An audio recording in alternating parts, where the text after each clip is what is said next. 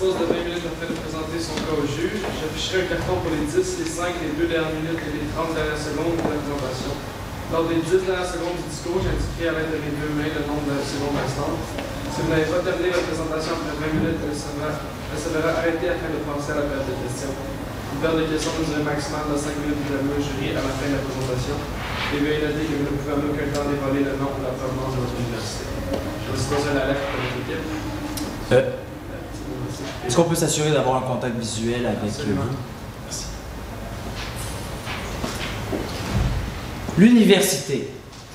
3 ans pour certains et beaucoup plus pour d'autres qui suivent un cheminement, soit au cycle supérieur ou encore qui y travaillent. L'université, pour ceux qui vivent ces 3 années en fait d'expérience de baccalauréat, est une expérience qui est incroyable.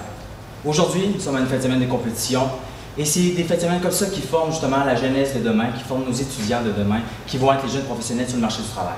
Et c'est grâce à vous, Fonds l'UAM, c'est grâce à vos investissements et à votre contribution qu'on réussit à avoir des fins de semaine comme celle-ci qui forment la jeunesse de demain. Je vous présente tout de suite mon équipe, composée d'Audrey Langlois, Émilie Auger-Saint-Jean, ainsi que moi-même, Cyril Jean. Et nous sommes ici pour vous aider justement à continuer à contribuer à ce qu'est l'établissement universitaire, une expérience en soi. Alors tout d'abord, il faut savoir qu'effectivement, vous avez des difficultés au niveau du financement des universités. On a beaucoup de problématiques en fait avec le gouvernement qui a décidé de réduire les dépenses, justement de mieux gérer son budget, si je peux me permettre. Donc, en fait, de ne pas mieux gérer son budget, mais de réduire les dépenses. Donc, ils ont choisi les établissements scolaires dans les universités, donc vous vous trouvez à avoir moins de fonds. Alors, nous sommes ici pour vous aider à trouver des solutions justement pour pouvoir relever ce défi, aller chercher de plus en plus de fonds. Alors, vous allez pouvoir suivre l'agenda d'aujourd'hui avec les signets qui se trouvent à être en bas de la présentation. Alors, tout d'abord, le mandat que vous nous avez donné, c'est très important de savoir que vous êtes ici, nous sommes ici pour pouvoir répondre à un mandat. Ce mandat est justement de vous donner nos impressions, notre opinion sur les méthodes actuelles que vous avez. Par la suite, vous souhaitez qu'on vous donne des suggestions justement sur ces méthodes et comment aller chercher encore plus de fonds. Alors, le mandat qu'on a aujourd'hui, c'est de développer un plan stratégique marketing, évidemment, dans le but d'augmenter le montant total des dons reçus à la fin d'une période, donc une année. Avant le déploiement de notre stratégie, il est important de bien analyser le marché. On aurait pu, d'entrée de jeu, vous demander qui n'a pas entendu parler de la problématique du financement des universités, mais je crois qu'ici dans la salle, tout le monde est bien au courant de la situation. Donc, sans plus tarder, débutons votre analyse externe. Donc, tout d'abord, le gouvernement qui revoit sa structure au niveau budgétaire, donc qui coupe un peu dans ses dépenses au niveau des universités. Le côté aussi du sous-financement des universités, qui est une problématique très importante pour vous aujourd'hui, c'est pour ça que nous sommes ici. La sollicitation caritative. Ce que je veux dire ici, c'est que nous sommes tous très sollicités pour les causes. On va en discuter plus tard, mais les causes, que ce soit au niveau académique, au niveau des universités, mais aussi que ce soit le cancer, etc. Bien joué dans vos plates-bandes. Ma collègue va l'aborder un peu plus tard. La culture de donation. Évidemment, au Québec, c'est un peu moins ancré qu'ailleurs au Canada, vous nous l'avez mentionné, et on va faire en sorte qu'avec notre stratégie, on vienne combler ce petit défi. Et finalement, le nombre de diplômés, on parle du nombre d'universitaires qui est en hausse dans les dernières années, et ça va être très avantageux pour vous, selon votre cible. Vous êtes dans les 100 meilleures écoles ici au Canada en gestion. Évidemment, vous avez une reconnaissance à ce niveau-là. Tout de suite, nous allons parler que vous avez dans des excellents programmes d'études. Vous êtes très fort sur le marché et vous avez plusieurs distinctions. Les associations étudiantes sont très importantes. On va vous mentionner tout au long de notre stratégie. On va se baser beaucoup sur ce point-là. Évidemment, votre réseau des diplômés est aussi très fort, très intéressant pour nous. Cependant, évidemment, dans la région, il y a beaucoup d'universités qui jouent dans les mêmes plates-bandes. On va s'y attarder pour être sûr de vous démarquer. Et finalement, l'impact des dons. Vous nous avez demandé un peu d'analyser vos moyens actuels. Donc, vos moyens, vous utilisez évidemment le téléphone pour solliciter vos dons. On va vous parler tout à l'heure d'une méthode du publipostage, en fait, pour venir combler peut-être quelques lacunes. Évidemment, le téléphone, c'est une bonne méthode en soi. Cependant, pour notre génération ici devant vous aujourd'hui, on considère parfois cela un peu dérangeant. Donc, on va vous proposer des solutions. Les campagnes en ligne, évidemment, vous avez un site web, c'est très important de nos jours, surtout pour votre cible. On va aussi vous proposer une section avec des impacts, donc détailler vraiment les impacts de ce que vous faites. Événements et donc planifiés, on trouve que c'est des excellentes méthodes et on va garder le statu quo à ce niveau-là. À qui voulez-vous parler? C'est important d'avoir la meilleure stratégie, mais il faut savoir bien cibler. Donc aujourd'hui, vous nous avez présenté en fait dans les données que vous avez fournies des différents sites, des différentes provenances des donateurs. Donc les trois qu'on a pu ressortir, qui sont les plus grands, les plus importants, et on va vous expliquer pourquoi par la suite, sont les dons en différé qu'on n'abordera pas aujourd'hui. Pourquoi? Parce que c'est une tendance qu'on pense qui est à saisir, mais aujourd'hui on va vraiment se concentrer sur ce qui est l'essentiel et ce qu'on peut vraiment toucher nous. Alors les diplômés et ses amis qui représentent 35%, ainsi que les entreprises. À la prochaine diapositive, vous allez pouvoir voir pourquoi on n'a pas sélectionné les autres. Donc, premièrement, c'est un faible pourcentage des revenus que vous avez. Par la suite, on parle justement des événements qui nécessitent beaucoup de temps, beaucoup d'énergie lorsqu'on fait un événement, justement pour pouvoir en retirer des fonds. La couverture est aussi un peu plus faible parce que souvent aux événements, on retrouve avoir 1000, 2000, 3000 personnes. Au niveau des étudiants, on s'entend, tout le monde dans la salle va être d'accord avec moi, qu'on a peu de moyens au niveau financier. Donc, c'est difficile justement de pouvoir contribuer à augmenter vos coffres. Par la suite, on parle justement des professeurs et des employés qui sont déjà très impliqués, souvent dans les facultés ainsi qu'à l'université. Donc, ils sont là évidemment pour pouvoir travailler, mais le temps qu'ils posent déjà est déjà un don en soi et souvent un peu plus difficile d'aller retirer des fonds de ceux-ci. Et pourquoi on a choisi les diplômés et ses amis? Premièrement, ça représente déjà un fort pourcentage. Mais ce qui est important de noter, c'est qu'au niveau des diplômés et de ses amis, on a une forte croissance. Donc, on a parlé de plus de 100% de croissance. Donc, on en voit un très bon potentiel à ce niveau-là.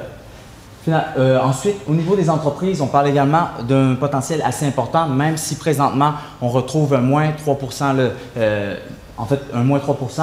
Et finalement, au nom des dons différés, on vous l'a dit, c'est une tendance qu'il va falloir justement saisir, mais aujourd'hui, on n'abordera pas ce sujet. Donc, je vous présente Pierre. Pierre est l'étudiant parfait? Non. En fait, Pierre est justement un des étudiants qui se trouve à être diplômé. Et lui et ses amis vont faire partie justement de notre cible. Alors, ce qui est important de noter, c'est qu'il peut habiter un peu n'importe où. On s'entend, lorsqu'on a fini notre bac, on peut déménager à Toronto, on peut même aller travailler à l'étranger. Ce qui est important de savoir aussi, c'est qu'il a 25 ans et plus. On sélectionne en fait ceux qui vont finir justement leur bac. Donc, théoriquement, souvent, après 3 ans, c'est à partir de 22 ans. Alors, pourquoi Pierre donne-t-il? Les 3 S, je vous présente les 3 S aujourd'hui. Pierre donne parce que, premièrement, il a un sentiment de redevabilité envers son université. Ce que je veux dire par là, c'est souvent on s'implique beaucoup, on vit une expérience assez incroyable. Donc, par la suite, on en retire aussi un bagage incroyable. Donc, par la suite, on se sent redevable envers notre université. Par la suite, sentiment de contribution. Lorsqu'on donne de l'argent, que ce soit pour une cause ou quoi que ce soit d'autre, on souhaite justement voir l'impact, on souhaite faire la différence et c'est pour ça qu'on donne aussi. Et finalement, le sentiment d'appartenance, lorsqu'on donne, c'est parce qu'on aime. Donc voilà, le sentiment d'appartenance envers son université, j'aime ma faculté, j'aime mon université. C'est une raison pourquoi Pierre donnerait. Au niveau entreprise, évidemment, les entreprises vont être au cœur aujourd'hui de notre solution parce que les entreprises, vous nous l'avez mentionné, souvent, c'est quand même des dons assez importants qui vont revenir année après année. Donc, on va s'y attarder aujourd'hui. Évidemment, les entreprises, faut qu'il y ait quand même un côté positif à eux de contribuer avec vous. Évidemment, ils sont recrutés de tous les côtés pour donner des dons. Donc, on va vous dire aujourd'hui que les aspects sur lesquels on va jouer, c'est vraiment la responsabilité sociale. Évidemment, les grandes entreprises vont souvent jouer sur cet aspect-là. Cependant, pour les plus petites entreprises, ça va être surtout pour obtenir de la visibilité auprès des étudiants. Donc, ce que je veux dire ici, c'est que souvent, ils veulent recruter. On sait qu'il y a parfois des difficultés de recrutement. Donc, pour eux, l'avantage d'être avec vous aujourd'hui, c'est aussi pour le recrutement et la formation de leurs futurs employés qui est très important pour eux. Côté concurrence, bien entendu, ma collègue l'a mentionné, on est sollicité tout bord, tout côté. Donc, toutes les autres fondations, les organismes et les causes sont en concurrence avec vous. Bien entendu, il y a aussi les commandites. On les soupçonne peut-être pas, mais en fait, un commandite, c'est un échange. Donc, c'est un montant d'argent versus un service ou avoir une possibilité de recrutement. Donc, ça ici, c'est l'aspect beaucoup plus corporatif. Pour ce qui est du don, c'est l'aspect généreux, c'est l'aspect humain qu'il faut venir chercher ici. Donc, ça ici, c'est l'avantage en fait du don. Et aussi, on peut investir ailleurs, donc tout simplement mettre notre argent ailleurs que dans un don. Positionnement, c'est comme aller à la plage. Je m'explique ici. Aller à la plage, lorsqu'on y va, on apporte notre parasol. Le but ici est de le planter dans un endroit stratégique par rapport à nos concurrents, et c'est ce que vous devez faire. Vous, présentement, vous êtes impliqué auprès de vos étudiants, vous êtes une université prestigieuse, vous avez beaucoup de distinctions. Oui, mais qu'est-ce qui fait en sorte que quelqu'un va vouloir donner à votre fondation plutôt que donner à une autre fondation? Le sentiment d'appartenance que les étudiants vont développer, en fait, qui vont devenir des diplômés, et aussi l'expérience. Donc, les gens qui sont impliqués, qui vont avoir eu une histoire avec l'université, c'est eux qui, par la suite, vont vouloir donner. Parce que, par exemple, si j'appartiens à une telle université, je ne voudrais pas nécessairement donner à une autre fondation d'université, je vais vouloir donner à la mienne. En ce qui concerne la pause, c'est bien important de faire une pause parce que je sais que c'est bientôt l'heure du dîner, vous avez sûrement faim. Donc, à ce moment-ci, il faut retenir en fait qu'on vise vraiment les diplômés, ses amis, les entreprises. Et ce qui est important aussi de retenir, c'est qu'on va vraiment miser sur le sentiment d'appartenance pour pouvoir justement arriver à notre objectif qui est justement d'augmenter les fonds. Alors, au niveau des objectifs, comment augmenter le total des fonds? On en a parlé un peu plus tôt. Alors, il y a 3 façons de faire. Augmenter le nombre de donateurs, augmenter la fréquence des dons, puis augmenter le montant total aussi des dons. Ces 3 façons de faire, on va les aborder aujourd'hui. On va pouvoir justement les toucher les 3 pour pouvoir répondre à notre mandat. Alors, en jargon marketing, on parle de stratégie de pénétration de marché, mais plus concrètement, ce qu'on compte faire aujourd'hui, ça va être de recruter de nouveaux donateurs et finalement de les fidéliser pour pouvoir justement augmenter la fréquence et par la suite augmenter le montant de leurs dons. Donc, le plan de match aujourd'hui, en préface, on va vous aborder un sujet qui est très important et par la suite, au niveau du recrutement, on va toucher la culture, on va toucher la gestion de carrière, c'est quelque chose que nous a mentionné qu'on va toucher aujourd'hui. Finalement, les retrouvailles, une possibilité. Publipostage, ma collègue en a parlé un petit peu avant, justement, pour pouvoir pallier au télémarketing. Et finalement, au niveau de la fidélisation, voici les 4 aspects qu'on va mentionner. Évidemment, on a beaucoup parlé d'expérience parce qu'on considère que c'est primordial pour aller chercher évidemment votre cible qui est Pierre. On va vous parler aussi d'implication, donc de favoriser toujours autant au sein de l'université, au sein de la faculté, l'implication dans les programmes, favoriser l'expérience globale qu'ils peuvent vivre à l'université, puisque c'est eux plus tard qui vont donner. Ici, à ma gauche, on a mon collègue Cyril qui est très actif sur l'université. Oui, effectivement, je suis ex-président de ma propre association étudiante. Vous avez mentionné que la visibilité auprès des étudiants, des activités étudiantes de la vie en tant que telle, vous essayez justement d'en avoir de plus en plus. Je vous suggère d'aller de l'avant parce qu'effectivement, si je sais déjà l'impact que ça va avoir sur la vie étudiante, étant diplômé, vous avez beaucoup plus de chances que je vous redonne. Évidemment, on vous a beaucoup parlé du côté entreprise, on le considère très important aujourd'hui. Évidemment, les entreprises vont vouloir faire affaire avec vous, comme je vous l'ai mentionné plus tôt, par rapport à l'aspect visibilité. Et c'est ce qu'on vous propose aujourd'hui, de faire vraiment, d'offrir vraiment aux entreprises la possibilité d'avoir de la visibilité au sein de votre fondation, puisque c'est comme ça qu'ils vont donner plus et fréquemment. Évidemment, on va vous parler des communications de la fondation, de vraiment les inclure et des présences dans les événements. Évidemment, il faut faire attention. On sait qu'au sein des universités, parfois, il y a des restrictions au niveau des partenaires, donc vraiment leur donner une visibilité selon les règles. Au niveau des nouveaux donateurs, premièrement, ce qu'on souhaite faire, c'est changer la culture. On l'a mentionné un peu plus tôt, au niveau justement du Québec, c'est une culture qui est moins présente justement de donner, surtout à son université. C'est beaucoup plus présent aux États-Unis. Donc, comment on compte faire changer la culture? Ça va être justement, lorsque les étudiants vont rentrer au bac, c'est justement de les impliquer, de les faire sentir qu'ils sont chez soi et que c'est comme ça que ça fonctionne. C'est donnant-donnant et qu'à la sortie de leur université, on va leur demander à ce qu'ils se réimpliquent eux aussi. Au niveau de la gestion de carrière, ce qu'on souhaite faire, c'est mettre un filet avant que les étudiants sortent de nos portes. En fait, ce qu'on veut faire, c'est justement pouvoir inviter les étudiants à déjà pouvoir s'inscrire, à donner avant justement de devenir diplômés et de finir leur bac.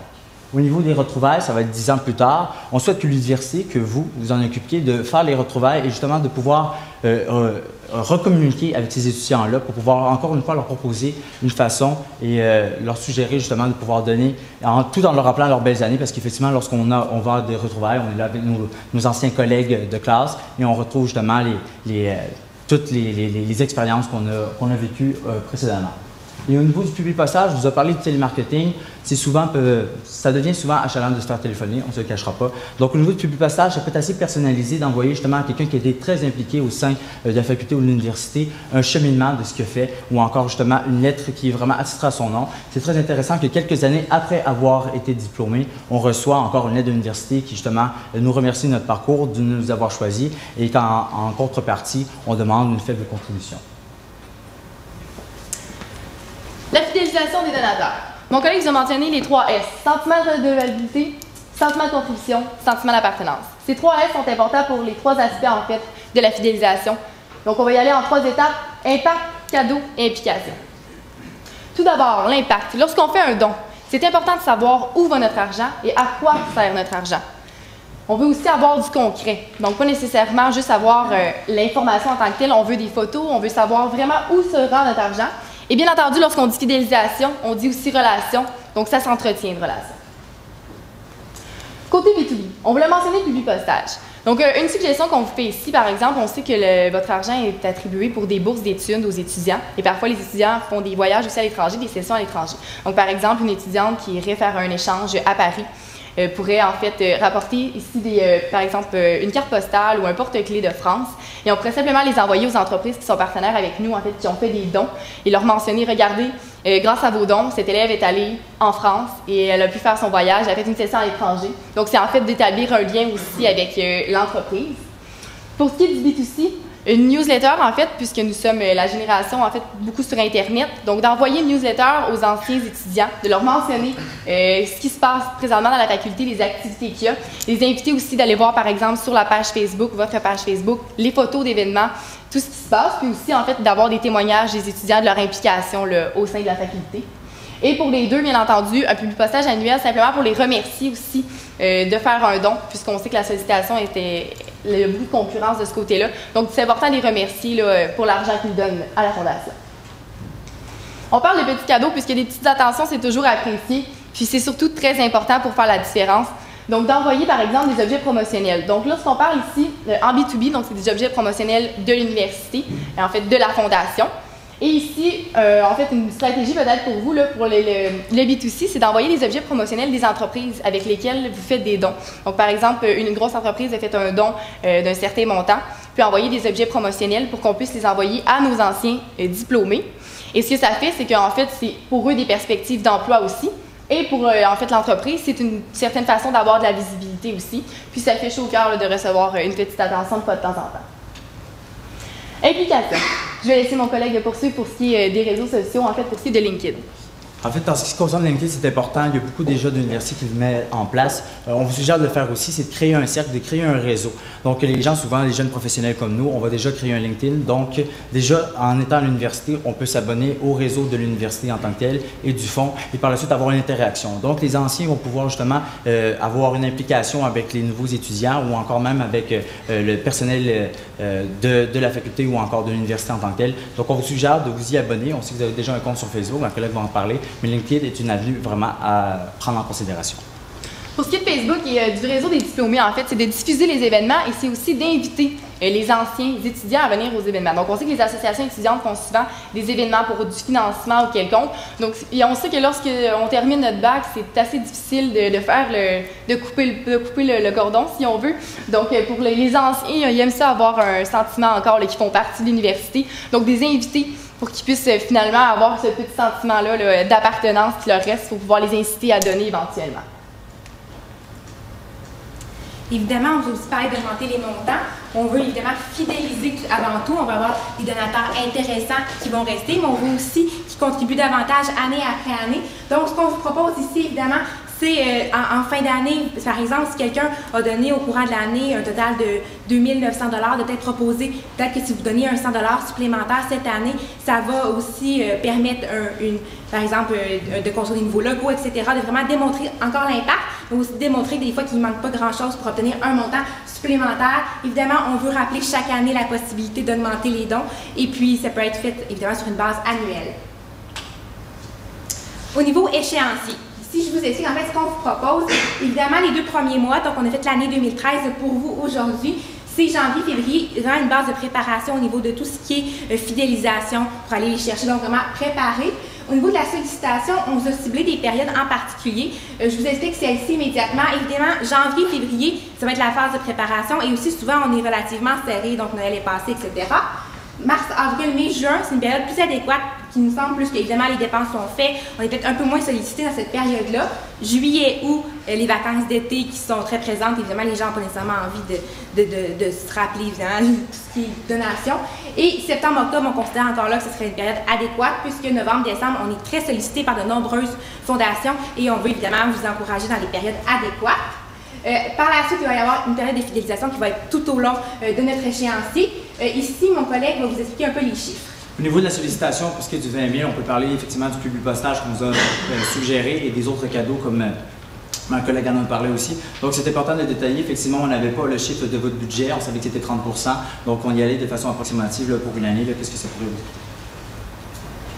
Donc, Donc, finalement, les mesures de contrôle, on vous a proposé aujourd'hui une stratégie avec les nouveaux diplômés. Évidemment, on veut s'assurer que tout fonctionne bien. Donc, on va regarder les montants des donations, voir les augmentations, le nombre de nouveaux donateurs. On va augmenter les nouveaux par la sollicitation, le taux de fidélisation, s'assurer que les nouveaux donateurs restent tout au long et finalement, l'augmentation des dons par personne par le dernier point de tactique que nous avons présenté.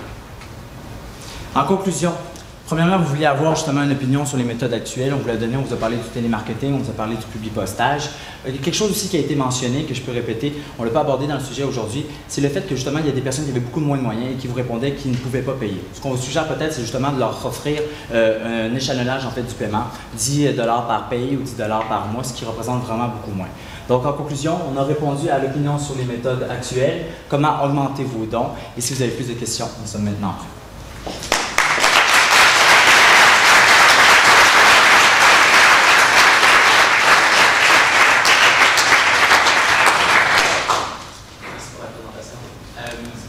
La première question que j'ai, c'est la personne que vous avez ciblée, l'étudiant qui est bien impliqué.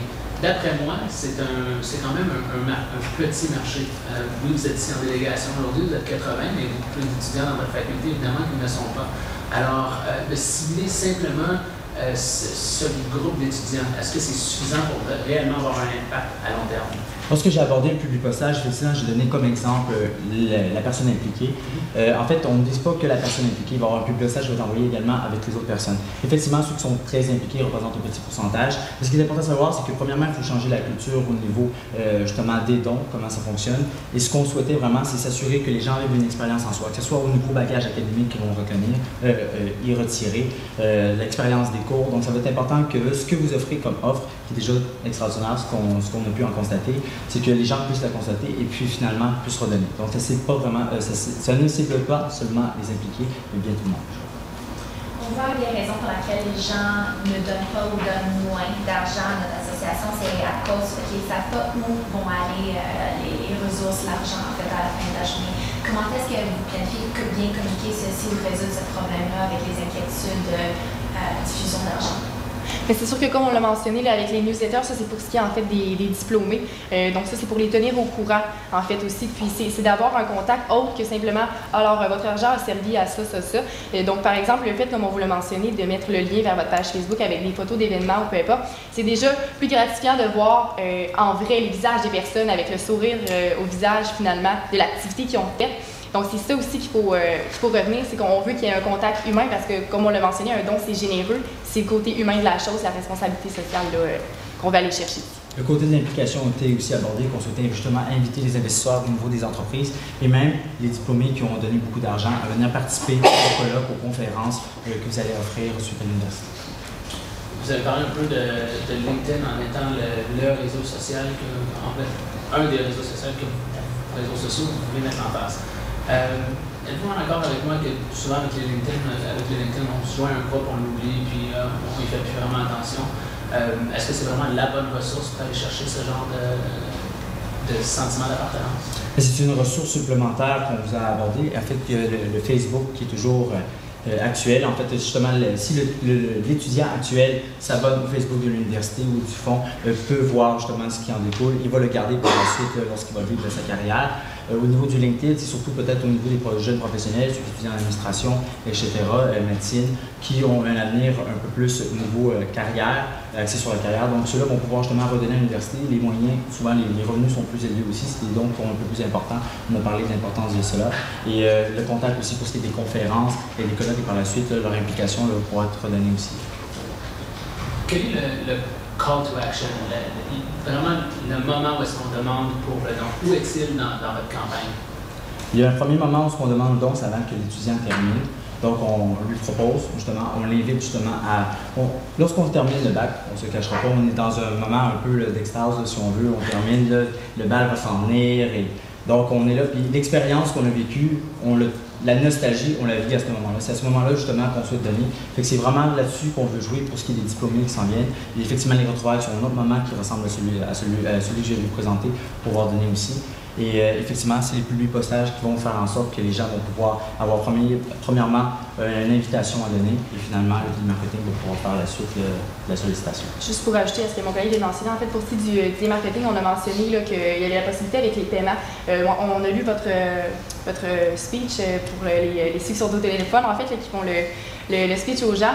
C'est juste de mentionner que vous disiez qu'il fallait avoir une tranche minimale de 200 $, peut-être pas nécessairement le mentionner dans le message en fait aux gens, et de plutôt mentionner le fait qu'on peut le faire sur plusieurs paiements si on veut, et donc d'y aller par petites tranches.